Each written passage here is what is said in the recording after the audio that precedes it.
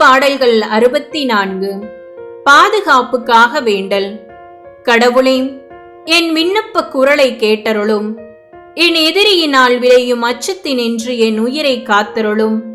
பொல்லாரின் சூழ்ச்சியினின்றும் தீயோரின் திட்டத்தினின்றும் என்னை மறைத்து காத்திடும்.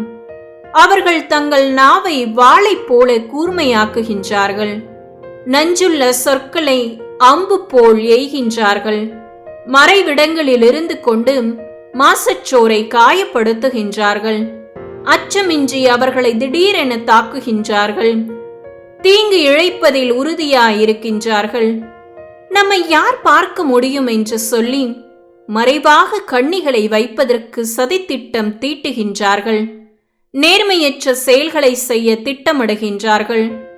எங்கள் திறமையில் தந்திரமான சூழ்ச்சியை உருவாக்கியுள்ளோம் என்கின்றார்கள்.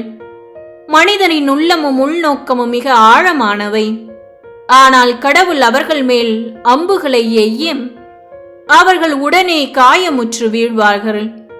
தங்களது நாவினாலேயே அவர்கள் அழிவார்கள். அவர்களை பார்ப்போர் அனைவரும் எள்ளி நகைப்பார்கள்.